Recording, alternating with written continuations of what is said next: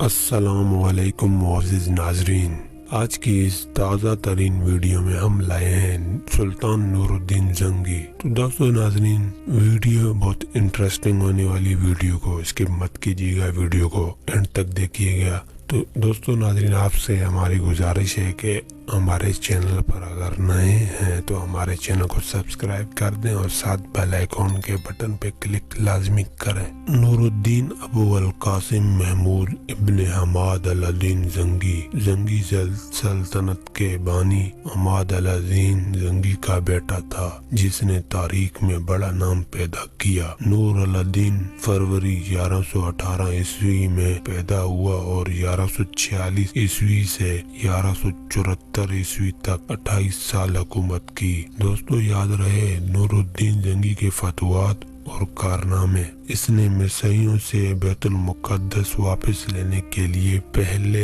ایک مضبوط حکومت قائم کرنے کی کوشش کی اور اس مقصد کو حاصل کرنے کے لیے گرد و نواح کی چھوٹی چھوٹی مسلمان حکومتوں کو ختم کر کے ان کو اپنی مملکت میں شامل کر لیا۔ شروع میں نور الدین زنگی کا دارالحکومت حلب تھا۔ 549 ہجری میں اس نے دمشق پر قبضہ کر کے اسے دارالحکومت قرار دیا۔ اس نے صلیبی ریاست انطاکیہ پر حملے کر کے کئی قلعوں پر قبضہ کر لیا اور بعد ازاں ریاست ایڈیسیہ پر حملہ ریاست ایڈیسیہ پر مسلمانوں کا قبضہ ختم کرنے کی عیسائیوں کی کوشش کو بھی ناکام بنا دیا۔ دوسری صلیبی جنگ کے دوران دمشق پر قبضہ کرنے کی کوشش کو بھی سیف الدین غازی اور محی الدین کی مدد سے ناکام بنا دیا اور بیت المقدس سے مسیحیوں کو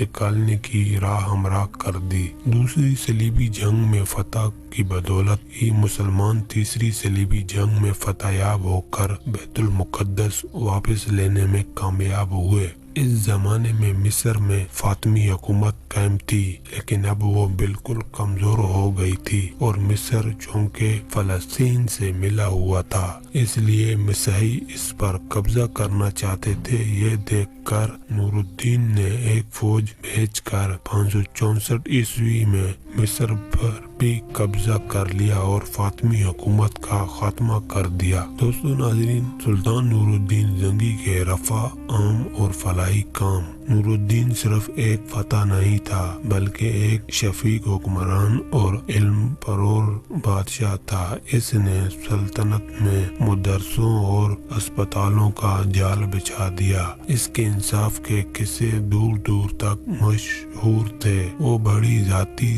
زندگی گزارتا تھا، بیت المال کا روپیہ کبھی ذاتی خرچ میں نہیں لایا۔ مال غنیمت سے اس نے چند دکانیں خرید لی تھی جن کے کرائے سے وہ اپنا خرچ پورا کرتا تھا۔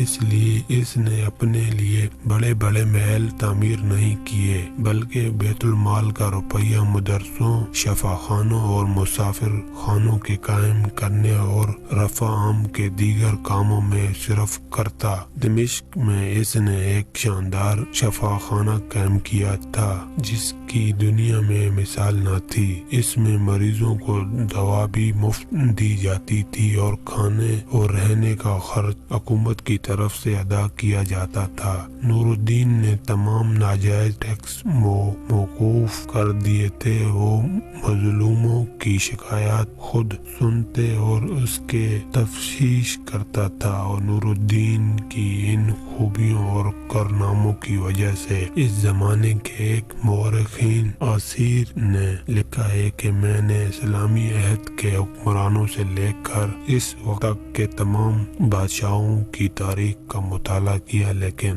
خلفائے راشدین اور عمر بن عبدالعزیز کے سوا نور الدین سے زیادہ بہتر فرما رواں میری نظر سے نہیں گزرا۔